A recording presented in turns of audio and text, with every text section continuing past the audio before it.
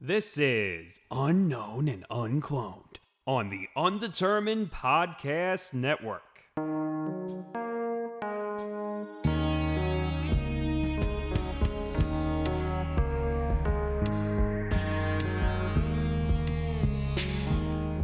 Hello and welcome to Unknown and Uncloned, where we dissect the arts, one pop culture craze at a time.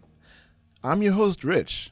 Here with me are my co-hosts, Julian Wilson, and my name is Louis Christie. I hate you. All right, Louis.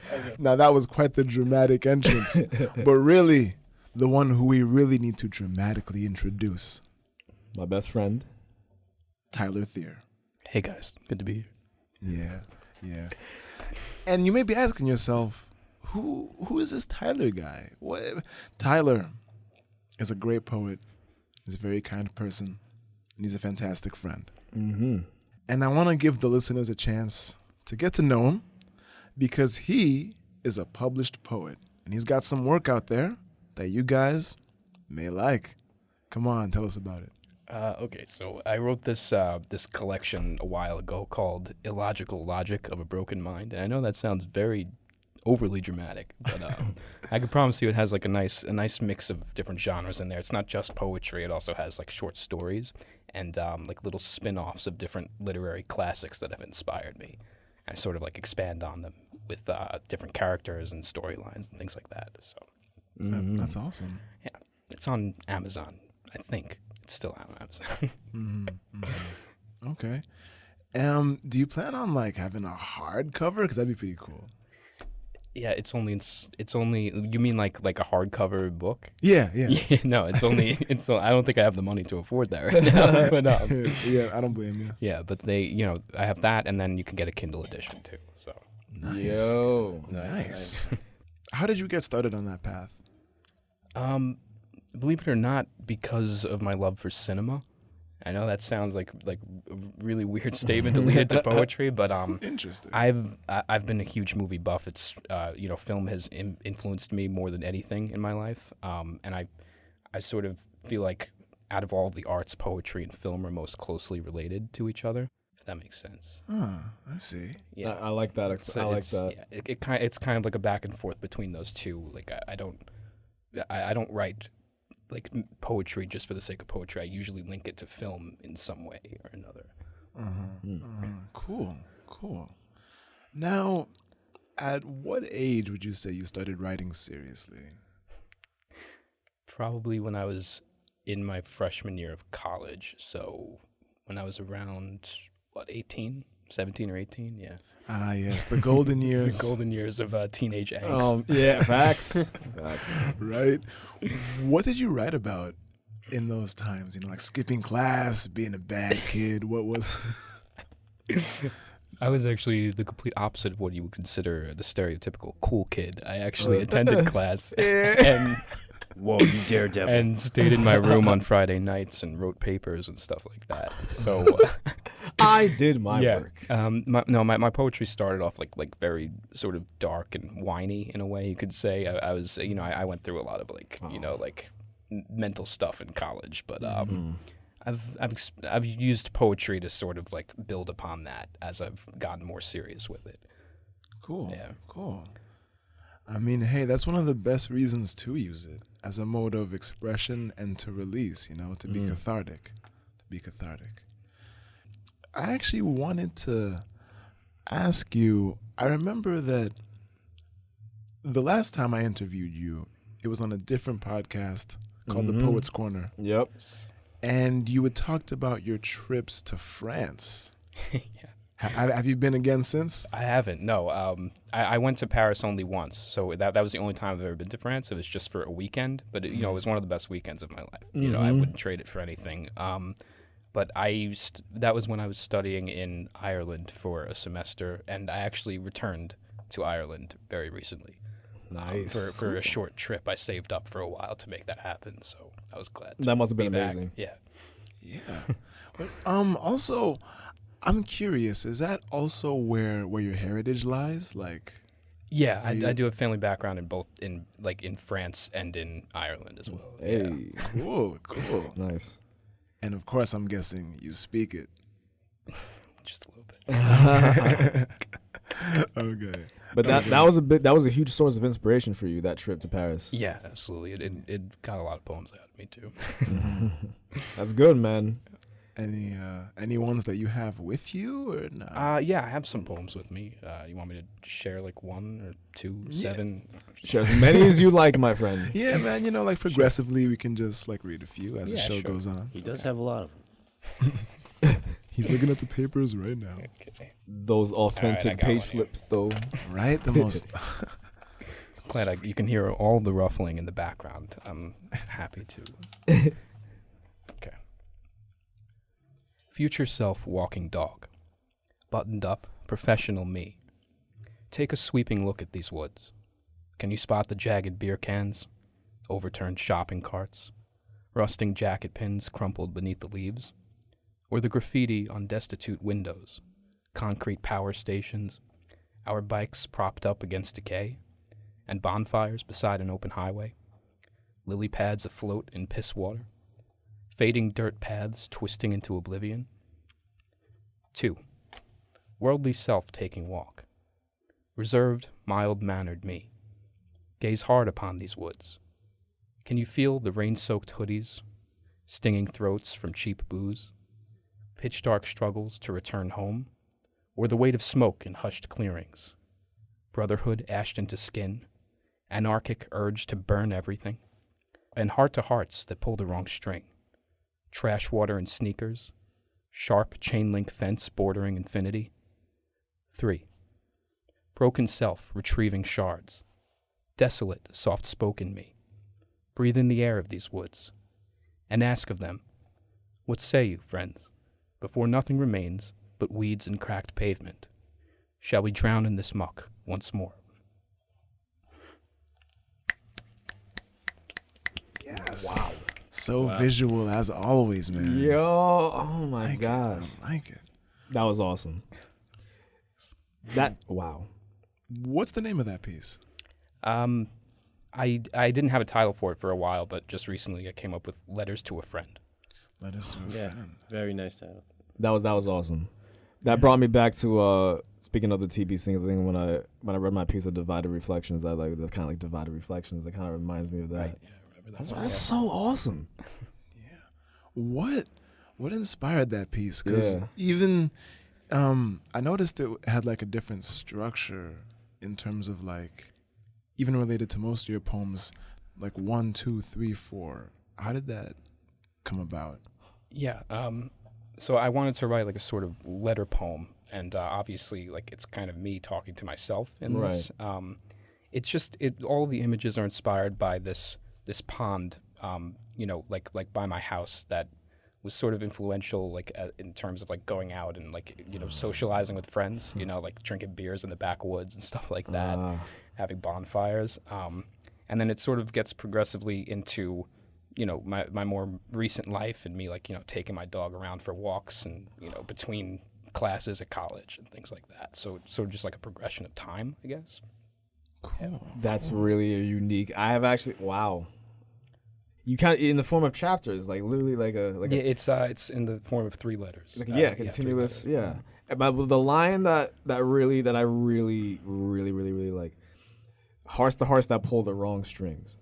That is because that hit me. That was really and that's also something that I have been experiencing myself, and more so in recent times. So like that is I can know exactly.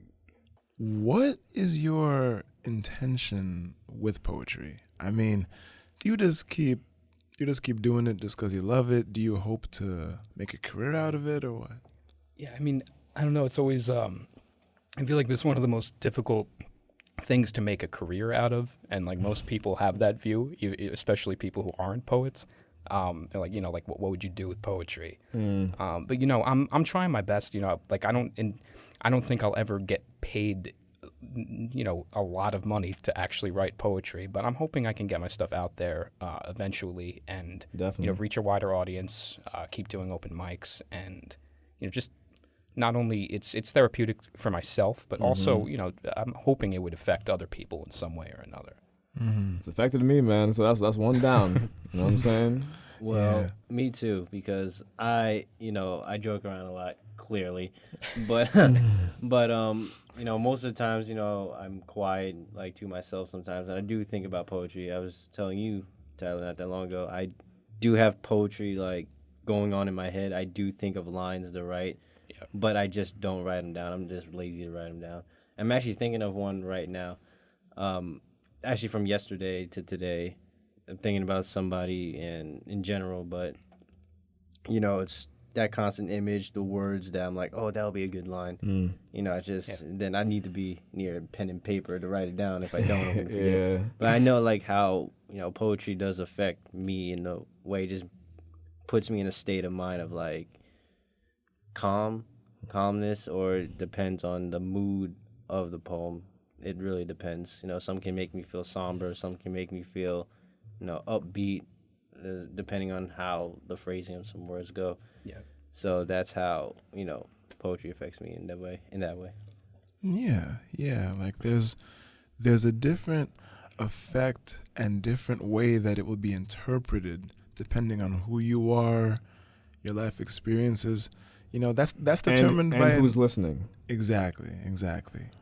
Because then, if you think about it, like, just the fact that your stuff is out there is enough for any person. Like, everyone is gonna have a different interpretation of it, which is, like, also the magical thing about it.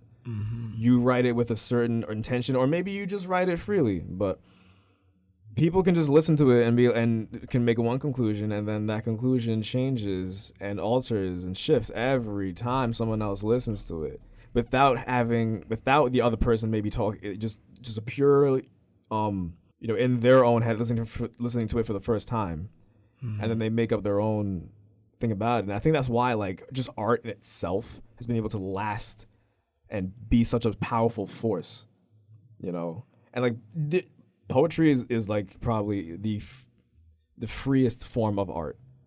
It's just you know what I'm saying? Yeah, you know what? I definitely agree with that. Because, I mean, it's one of the few art forms, it may be the only art form that can really take any structure it wants, Right. Like structure without having structure. You can be broken and fragmented in poetry. Exactly. You should embrace that in poetry, actually. And like you were saying, like, you have these ideas, but you never write them down, really. Yeah. If you, like, especially when you write them down in, like, say, a journal, if you just write the little images that pop into your head, like, maybe every several days, just write down one sentence, you can then structure what you have into a poem. Yeah. It can just come from a stream of consciousness, and then you could reorganize it as you see fit afterwards. It doesn't always have to be this, like, logically flowing thing.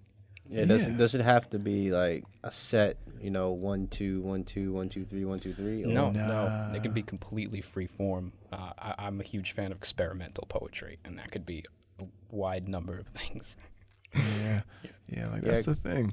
There's this misconception that, like, if you write a poem, it has to be like, and so you walked the dog, and then I had a hog. Like, it has to, like, people often think that poetry has to keep rhyming, or it has to be spaced out a certain way. You can write or type it however you want. Like, I've seen poems that have words literally strewn about the page, and, like, a sentence will be from the top to bottom with words almost coming together like a broken puzzle or whatever. Like, you can do whatever. You don't have to rhyme at all. Oh, no. Or you can rhyme every line. It's just I mean, I find that maybe if you're just getting started with it, having a rhyming scheme can certainly help, maybe craft, get the ideas down. But as you go on, you kind of morph and, come into your own style. And then it just takes that form as time goes out. And the more pieces you write, the more that's out there, the more you feel in tune with yourself and what you're writing, it takes its own form. Yeah, because I have my own little theory that, like, I link poetry, or it's not really a theory, but it's just something that I view. Yeah. I link poetry to music. I'm like, if you can write poetry, that'll have a huge influence on writing music. So that's facts, man. like, I throughout like several weeks, I tell Julian this. I keep telling him I'm going to think about this song I want to write, but it coincide with the song I want to write. I'm also thinking about poetry. Yeah. So it's like They go hand in hand, and that's another thing. I mean, just as a quick side note, like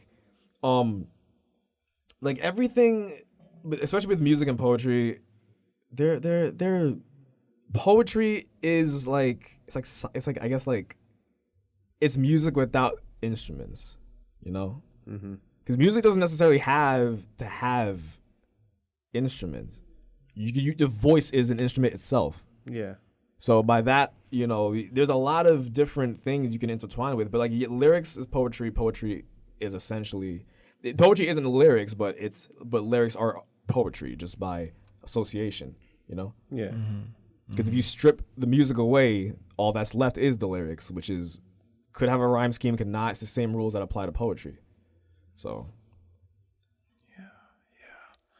Man, you see, that's the beautiful thing, that all these art forms they have so many different links, and you can kind of transition from one to others. You know, like you can go from poetry to rapping, you can go from film to literature.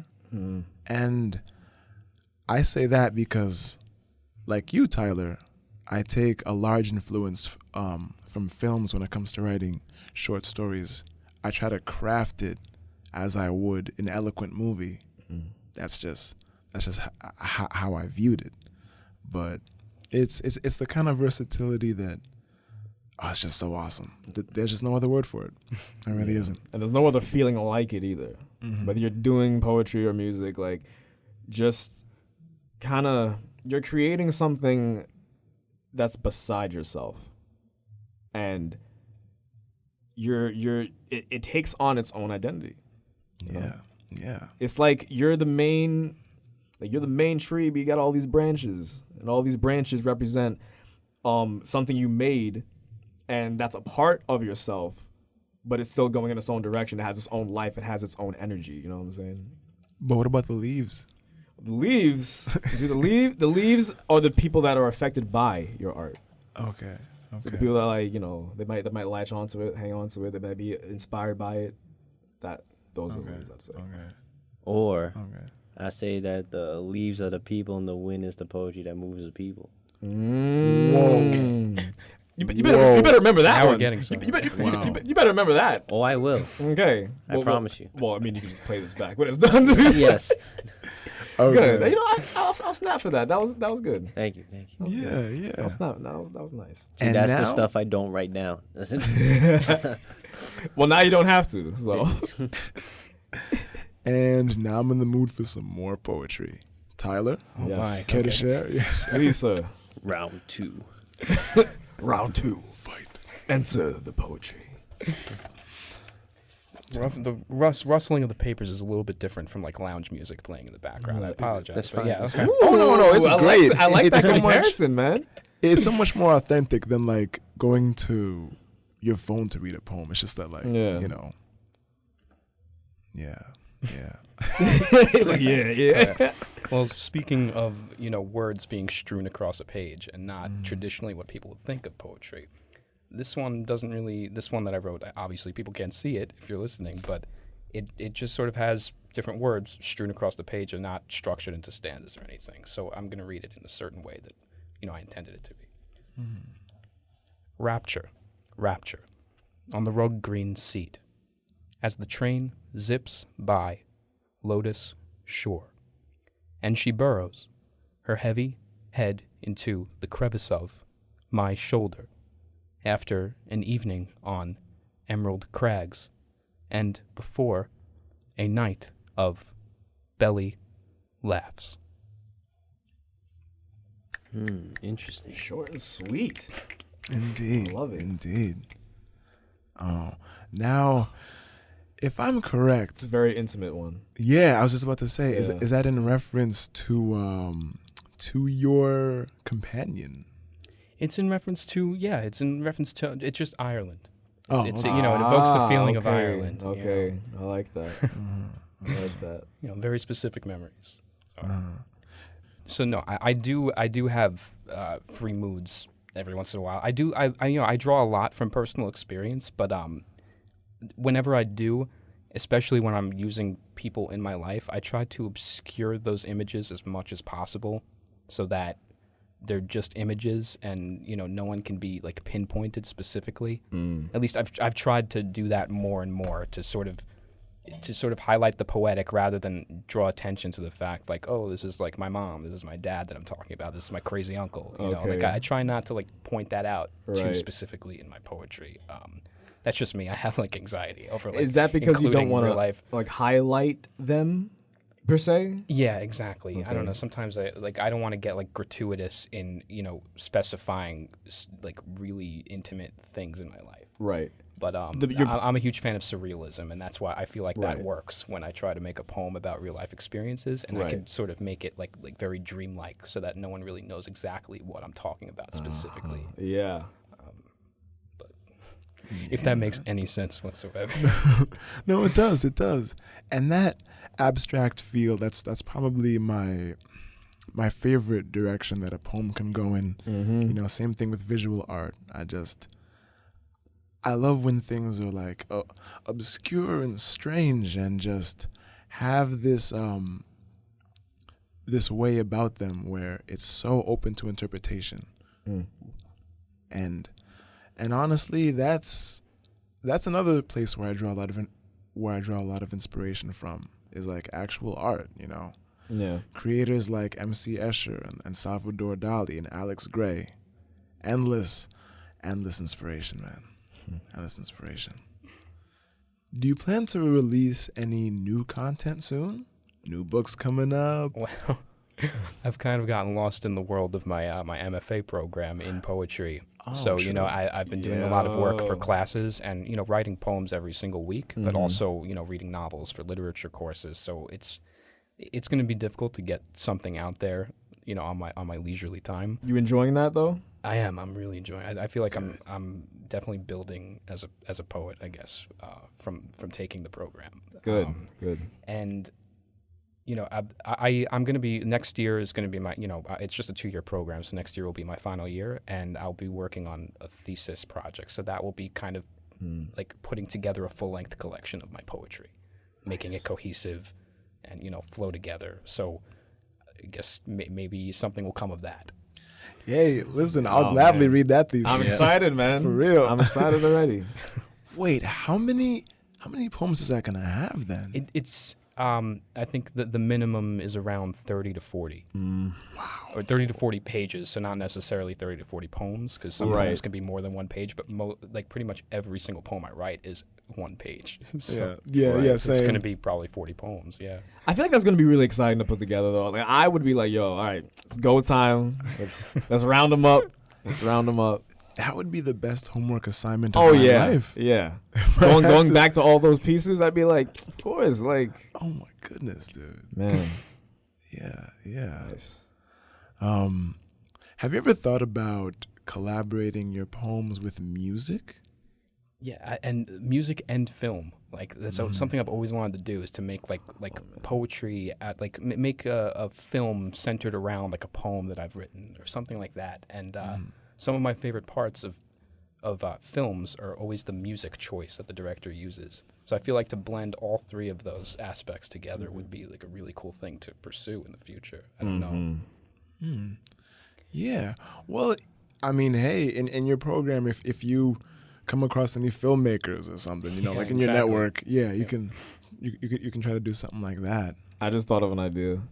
Instead of having like normal dialogue in a movie or something, you can have like every interaction or something that someone says could be like a piece of a poem or something, and have the plot center around that, and then it comes together at the end. It's a really cool idea. Yeah. But you would have to take a lot of effort. It would, because you would it would be a challenge that I would like to see someone do. Like because you look at dialogue and it's like, of course, it's like direct interaction, but if you're going for like let's say like a more abstract approach, that could be something you can try. You know, I think that'd be cool. Yeah, man. I mean, hey, as we've said before, there's just a certain versatility and freedom with the styles. So literally anything. Yeah, anything, literally. Yeah, man. Anything that you could do. Another thing I wanted to ask you, Tyler, how difficult was the process of getting that collection published? Because I plan to do something like that soon. It wasn't as difficult as you'd think, actually, because I self-published it. It was very difficult to sort of format and lay out, especially since I'm not someone who's like technologically inclined necessarily. Like I'm not very great at like different computer programs, but I used Amazon's I think it's called the Create Space or something. It's like a self-publishing program that you could use, and they lay out templates for you, and it's very structured, so you can go ahead and choose like which format you want to use for your collection. And I decided to take it in a different direction, and since it's about a broken mind, so to speak, I fragmented everything on different pages. So there are some pages that are just completely blank, and then like a poem will start at the very bottom of the next page. I like that, man. So it's very like it's very broken up to sort of mirror the themes running through it. I see. I love that. And when you do write, do you have like a signature setting? Like, will you be on a couch? Will you have chocolate tea next to you? You mean like where the speaker or I am in the poem? Is that what you're talking about? Like the setting of the poem? No, not or like where I write poetry. Yeah. Oh, okay. Yeah, I'd say I usually write it sitting at my dining room table on a bright sunny afternoon when no one else is home. Wow. And I just have like complete silence around me. Silence definitely helps. And sometimes at 3 a.m, but that's man. Yeah, man. Like the late night writing. Mm-hmm. Trust me, we know that life. Yeah. That sounds great though. That's literally sounds like the most idyllic setting for poetry. Well, not like the 3 a.m. thing, but like, it's nice and sunny and you have a space completely to yourself. Yeah. It's pretty cool. Yeah. It's the only way I'm ever able to get anything done. Because then the other noises and like just the hecticness probably just seems like a lot of like white noise and stuff. Yeah. It's actually a different story though when I'm in the city. I've recently in more recent years I've fallen in love with urban settings, especially New York City, and I like to just go there and kind of wander. And I'm able, if I stop into like a coffee house every so often, I'll be able to like crank out a poem just from, even though there are all these sounds around, because it sort of becomes like, I don't know, like I guess in more like desolate settings, it can be kind of difficult to get anything done. But then when you're in a city, all the sounds sort of become like a symphony almost, and that kind of energizes me to write poetry. It's constantly lively too. Yeah, exactly. There's a lot of things always going on. All these like just these sites and places to go, and it's just it's very natural. Yeah. It's like you've been pumped with this inspiration as you've been traveling, and then it just kind of can come out. Yeah, it's cool. But do you say that there's like an ultimate message that you want to convey with your poems? Like, do you have consistent themes you always try to throw out there? That's a really difficult question to answer. My bad. There's like, a lot of people like to say that they like to tackle like social issues, or whether it be like feminism or race related or something like that. I find it very difficult to write about that kind of thing, but I've been trying to do it more so with my recent poetry. I guess one of the main things that runs through my poetry is I try to be relevant and in the time, but in sort of old-fashioned and like surrealistic settings, like whether it's in like pastures or like cliff sides, something like that. But there usually be like another meaning behind it. It's very difficult to explain. But surrealism is like my main thing that I use. Okay. I have a lot of surrealism aspects in my poems too, which go along with the stream of consciousness thing, which is very I do deal with that a lot. But that's just a natural flow too. Like whatever I'm thinking of, like sometimes I don't even know what I'm thinking of. It's just it starts with one line, and then there's like this mental puzzle that just kind of just forms, and then I'm just like filling in the spaces. Because whenever I look at a piece that I finish, when I look back at it seems I'm like, I always wonder to myself, I'm like, how did I actually write this? Because before, when I was just starting, it didn't have a center. But when it's done, I'm like, well, okay. Yeah. Tyler, where can listeners find you online? Do you tweet? Do you? Well, I kind of go dark on social media every once in a while, but I don't know. You can just find me on Facebook, and I don't really post that often, but otherwise you could just find my book on Amazon, and I'm published in student literary journals, so you could probably find online too. So. Cool. Awesome. Cool. Tyler Thier, everyone. Yes. And guys, if you want to follow the podcast or get some more content related to the show, you can find us on Twitter and on Instagram at UAU Podcast. And you can also find us on Facebook at UAU TUDPN. And to listen to this episode and more episodes of Unknown and Uncloned, you can find us on YouTube at the Undetermined Network. All right. Thank you so much for coming on, Tyler. Yeah, thanks so much for having me, guys. Yes, thanks, Ty. Once again, this has been another episode of Unknown and Uncloned. I'm your host, Rich, along with my co-hosts, Julian Wilson, our co-host, Lou Christie, and our guest today, Tyler Thier. All right. Peace out, guys.